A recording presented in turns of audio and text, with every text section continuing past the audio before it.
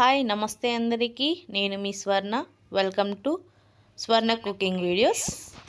పప్పు తీసుకోవాలండి, శుభ్రంగా వాటర్ పోసి కడుక్కోవాలి. ఒకసారి రెండుసార్లు కడిగి మళ్ళీ దాంట్లోకి 1 కప్పు వాటర్, పచ్చిమిర్చి, ఒక చిన్న టమాటో, అలాగే కొంచెం ఆయిల్ పోసుకోవాలండి.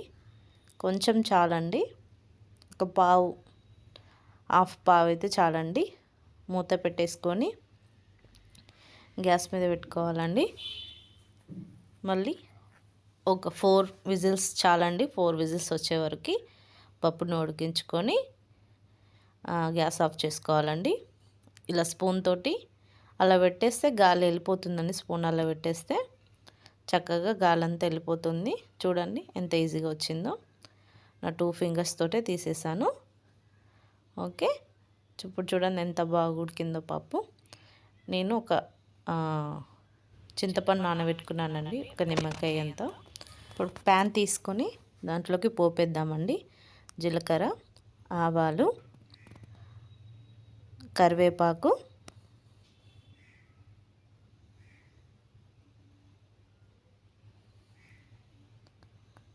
ఉల్లిగడ్డ వేసి కలుపుకోవాలండి. మంచిగా ఫ్రై అయ్యే వరకు.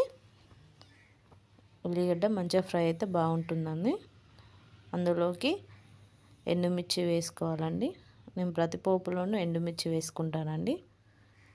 అందులో అల్లం వెల్లుల్లి పేస్ట్, పసుపు వేసుకొని కలుపుకోవాలండి. చక్కగా కలుపుకోండి. ఇప్పుడు దీనిని ఈ పప్పులో వేద్దామండి.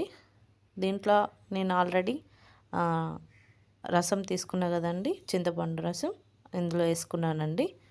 వేసుకొని పోపు అందులో వేసుకొని కొంచెం ఉప్పు, కొంచెం కారం, ఒక్క స్పూన్, చిన్న స్పూన్ కారం చాలండి. అప్పటికి సరిపోతుంది. మీకు బాగా కారం కావాలంటే 2 స్పూన్స్ వేసుకోండి. లేదు పిల్లలకి కావాలి అనుకుంటేనేమో ఒకటి వేసుకొని చాలండి. లాస్ట్లో కొత్తిమీర వేసుకొని ఒక 2 మినిట్స్ అంతే, 2 మినిట్స్ ఉంచేసి ఆఫ్ చేసి. Thank you for watching video. Please subscribe and like.